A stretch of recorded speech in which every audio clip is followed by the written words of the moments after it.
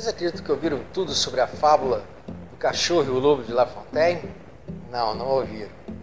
Ainda não acredita que ideologias e culturas criam a sua opinião, manipulando, gerando conflitos desnecessários e que influenciam em suas decisões e até em suas emoções? Acredita que amar ou odiar ideologias e culturas são sentimentos diferentes? Sinceramente, tem certeza que é absolutamente livre, que ninguém ou nada influencia você? Então assistam esse vídeo. Ainda tem alguns pontos interessantíssimos que eu quero abordar aqui. E vendo os vídeos que eu gravei até agora sobre esse tema, eu percebo que ainda alguns pontos precisam ser melhor comentados, né? E eu quero me aprofundar. Você acredita que tudo ainda pode ficar mais interessante com esclarecimentos de Friedrich Nietzsche, Deleuze, Sadhguru e Osho sobre o tema? Então, no final, somente no final do vídeo, eu espero ter ficado à altura de um like ou de uma inscrição sua, caso vocês considerem que o conteúdo vale. Nós vamos inovar aqui no Eureka e mudar essa prática sem sentido de pedir likes, inscrições, compartilhamento, sei lá mais o que, antes de vocês assistirem o conteúdo. Então assim, isso não tem cabimento. Eu gosto de ressaltar este aspecto do canal Eureka, a liberdade. Teremos aqui uma infinidade de pensamentos de correntes diferentes, recortes. Nós iremos utilizar uma abordagem que recorta pelo meio outros pensamentos. Ao invés de ir até o fim, do mais abrangente ao mais específico, cortaremos tudo pelo meio, com uma faca. É só uma outra proposta de ligar ideias, né? É uma maneira de pensar rizomática. Por isso, ideias opostas serão possíveis de serem apresentadas aqui. Então, iniciamos com um livro de inspiração espírita, vocês já viram, de Francisco Espírito Santo Neto, La Fontaine e o comportamento humano, né? É uma beleza essa literatura, né? Que irá contribuir demais com a sua formação de autoconhecimento.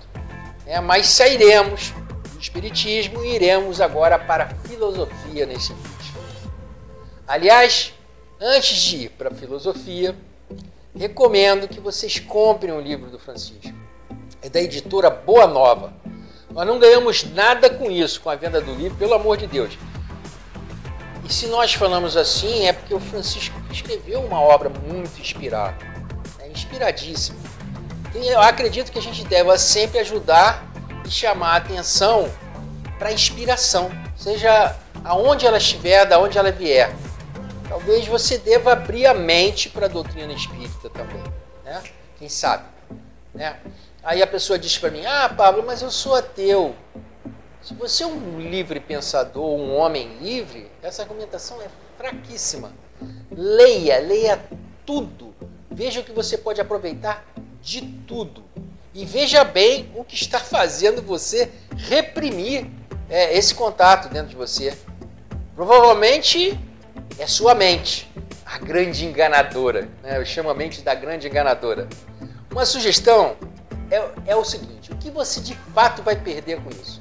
Seu cérebro irá explodir? Isso seria uma situação inconsciente. Você não pode deixar de estar consciente. Vale a dica? É com vocês. Ok, então vamos ao primeiro aspecto. O primeiro aspecto que eu quero, vamos dizer assim, abordar, se fala a respeito do fator, entre aspas, negativo que Nietzsche deu à cultura. São posições, a grosso modo, de capitalistas e de socialistas. Ele fala assim, desses modernos que defendem o progresso econômico e social. Elas são culturas diferentes? Será? Tem certeza? Estão no mesmo lugar, são o mesmo pensamento para Nietzsche, a mesma cultura. E querem apenas dominar você. E querem que você seja a voz dela, ou fale e domine o outro com ideias dela, que você domine por ela. É uma cultura de Estado sempre quer a dominação. Né? O Estado liberal ou o Estado socialista, não importa, ele quer a dominação. E tem outras culturas que, se por um lado te oferecem uma sensação gregária, né, de pertencimento, por outro lado ela te aliena, ela te seduz. E não precisa estar ligado à política. Qualquer cultura pode fazer isso, em qualquer área ou setor da sua vida. Coloque isso na sua cabeça. Segundo Nietzsche, a cultura com C maiúsculo é algo totalmente diferente, mais completo, mais abrangente. É uma busca por uma fusão harmônica de três coisas: do físico, do psíquico e do intelecto, no conjunto da vida. É a plenitude, a elevação espiritual no homem. Do homem que tem o refinamento emocional e a perfeição mental e moral. Ele vê tais atributos como uma condição restrita para poucas pessoas, para poucos homens alcançarem. Algo que não pode ser universalizado, né? Não é possível para a massa, que é para muito pouca gente desenvolver, né? Então, uma visão bastante específica do Nietzsche. Para ser tocado ou se relacionar com a cultura da forma que ele fala, né, é preciso estar preparado para conviver com experiências muito sutis, né, muito requintadas. Não é para qualquer um, né, não é para qualquer espírito. Agora veja, que visão estranha para nós homens do século XXI. É uma visão estranhíssima, né, dissonante, né, do que ele chama de cultura da modernidade, que se identifica com o Estado, seja capitalista ou socialista. Ele acrescenta que a cultura filisteia ou da modernidade é apenas uma nova educação para formar técnicos capazes de trabalhar nas indústrias. Uma educação para todos. Vocês já ouviram falar nisso? Educação para todos? E continua. O movimento feminista, o Partido do Trabalhador, etc., em suma, um mundo no qual o povo é o protagonista, a cultura que decorre do povo, não passa da expressão da mediocridade. Forte essa, não? Vejamos onde isso vai chegar. Calma, eu só queria pedir para vocês que tenham calma e escutem, porque é muito limitante acusar o Nietzsche de reacionário, apesar dele ser um aristocrata do espírito, como ele se chamava. Ele tem muita coragem de questionar, e ele dizia a respeito de si mesmo, ele dizia assim: eu sou uma dinamite, pura dinamite, né? Então, para investigar culturas, ele elaborou um conjunto de morais, que chamou de moral do senhor e moral do escravo.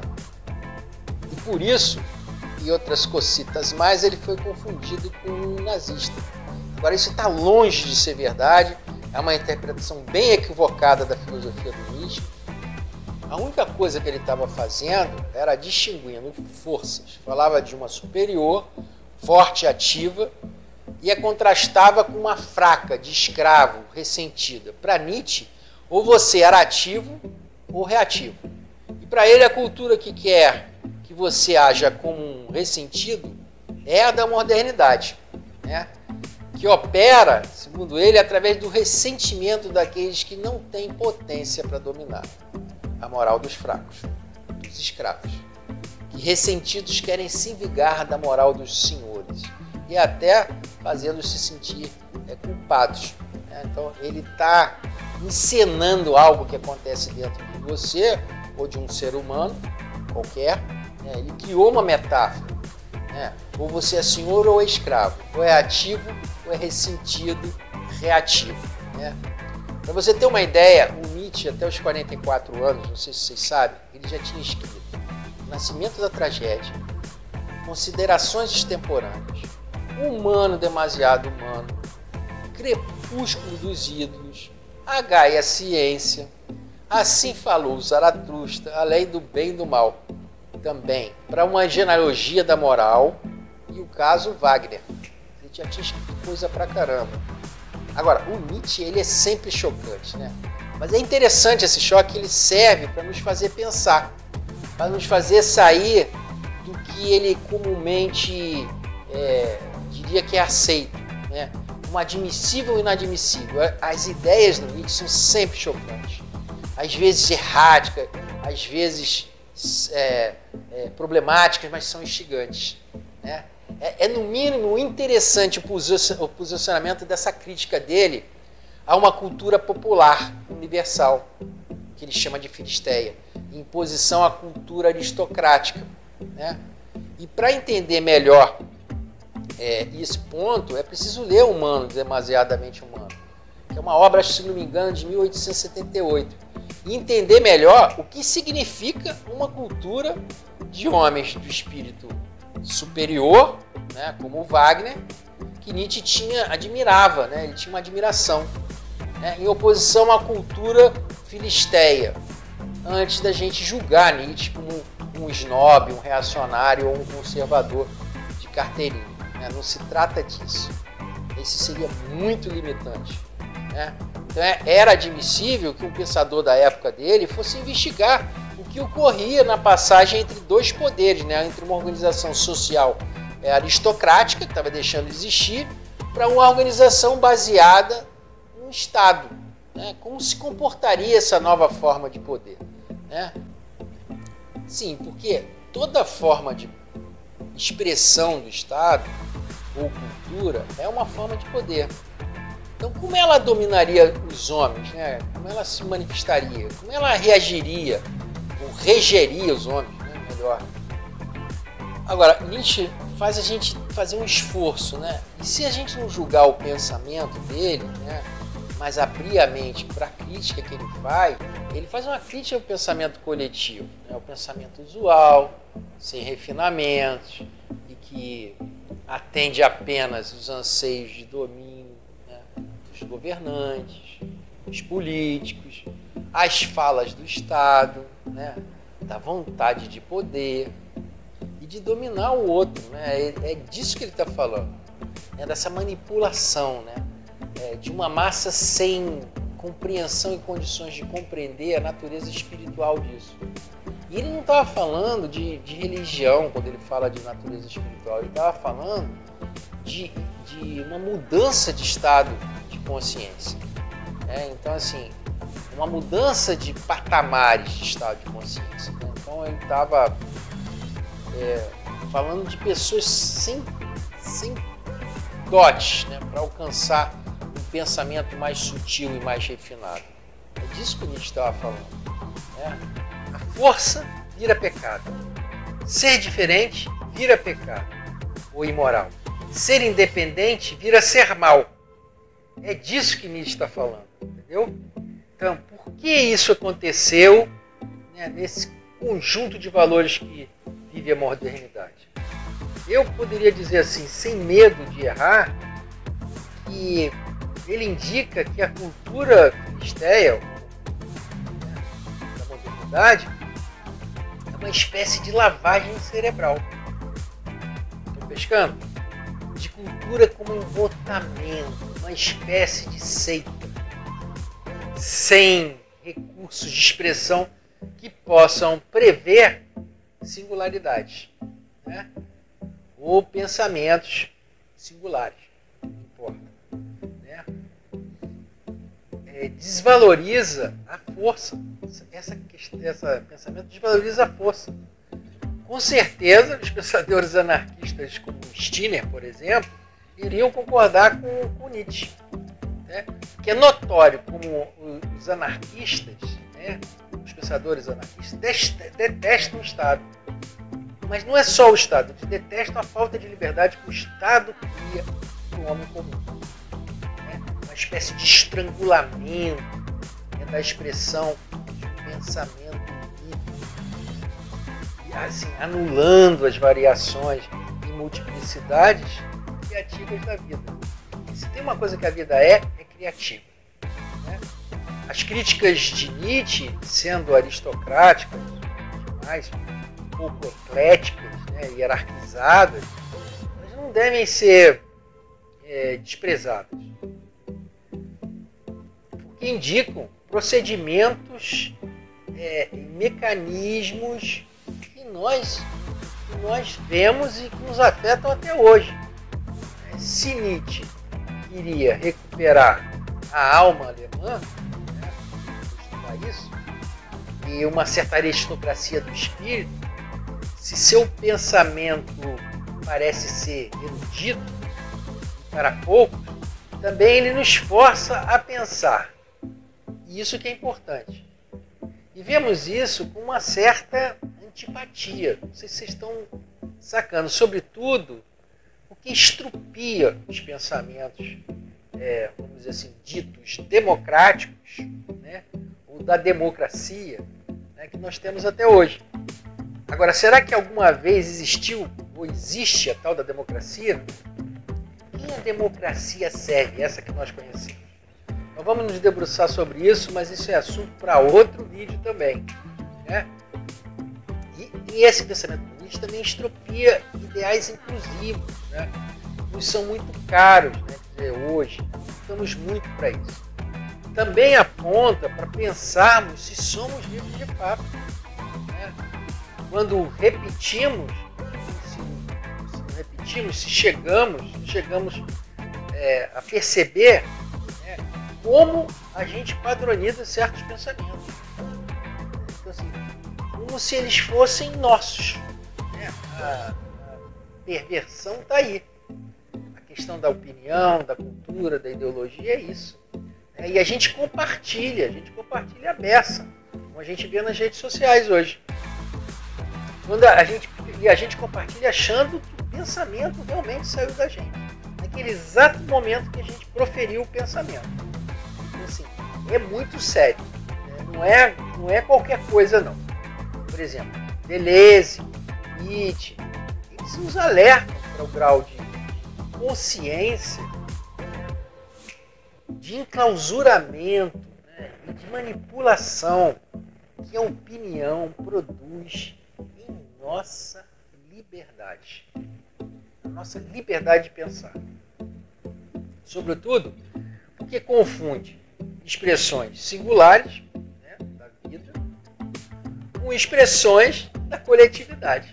Né? Porque confunde o interesse de um segmento social, de uma classe social ou de castas refletidos no pensamento do povo. Dá tintas de pensamento original. Entendeu? De pensamento original do indivíduo. O Sadhguru, por exemplo, diz que ninguém precisa de ideologia nenhuma, né, para viver. A ideologia é um cárcere, segundo ele, e aprisiona, sobretudo, a sua liberdade de pensar. Né? De pensar por você.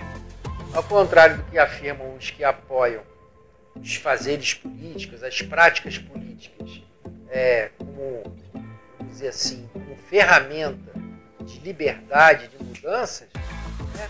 O Sadhguru não acredita nisso.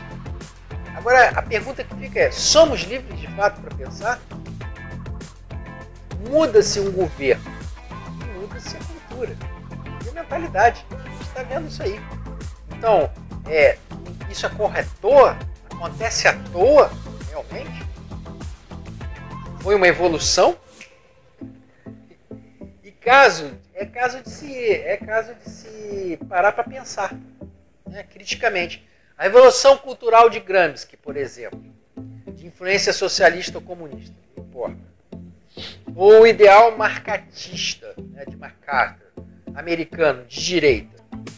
São culturas livres e independentes, individuais, de quem pensa livre? Me respondam. Vocês acreditam nisso? Ou tem a função de dominar a maioria, ou uma oposição, um objetivo principal de proteger um projeto de poder, né? Procurando a manutenção desse projeto. São perguntas que a gente vai fazendo depois de ler Nietzsche. Bom, eu espero, né, ter conseguido ser claro, nenhuma, vamos dizer assim, confusão possa ter surgido, germinado na cabeça de vocês, na cabeça de ninguém, né? É que não é fácil conseguir entender esse aspecto do pensamento. fonte. Né? Então, assim, a cultura, né, é uma prática de massificação. Né?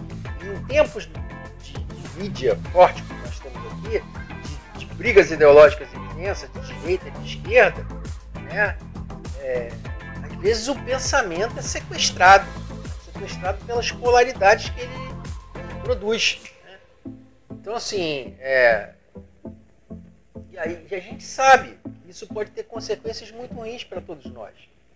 É sobre este assunto, né, que outro dia eu vou comentar um filme de Tino Visconti. Esse é lapidar. Chama-se O Leopardo. Esse filme ilustra de forma bem profunda como é que funciona a ideologia, a cultura e a liberdade. Né? É um sobrinho de um aristocrata, interpretado por Alain Delon, que é um revolucionário que ora está apaixonado por ideias do Exército Azul, ora pelo oposto, pelo Exército Vermelho, as ideias do Exército Vermelho. E o aristocrata tem uma cena que ele, pensativo, ele repete, ele diz: esta é uma revolução que é feita para nada mudar.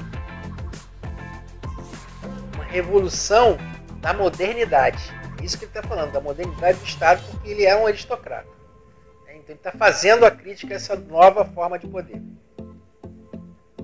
E poderia também sugerir a vocês, né, que vejam o choque de culturas, esse próximo projeto lindíssimo de uma nova humanidade, que demonstram a verdadeira natureza humana.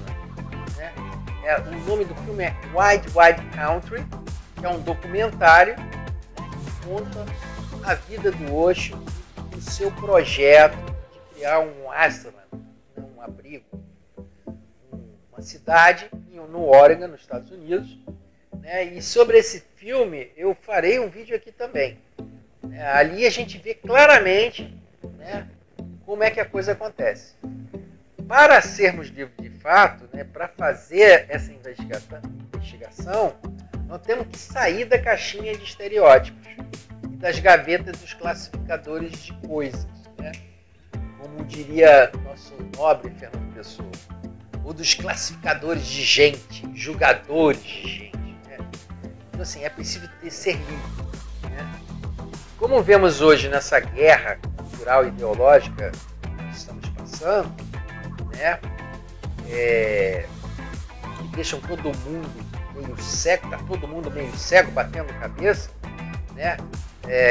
Sequestrando as emoções das pessoas, fazendo famílias brigarem, irmãos brigarem, amigos brigarem. A gente tem que pensar, né, sobre uma crítica, sobre o olhar de uma crítica feroz sobre a cultura. Então, mas isso eu vou falar para vocês no próximo vídeo. Então, eu queria pedir a vocês, não sei se vou pedir o like agora, porque vai continuar.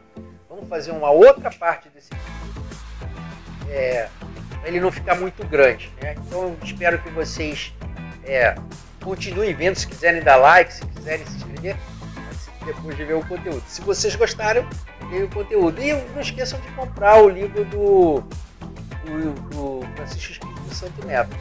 É uma recomendação, se vocês acharem por bem, comprem. Não temos, como já falei, não estamos ganhando nada com isso. Só que eu acredito que vale a pena você ter um livro como esse. Né? Então, nós agradecemos. Não esqueçam, para bom entendedor, a palavra é vasta. Nos vemos no próximo vídeo.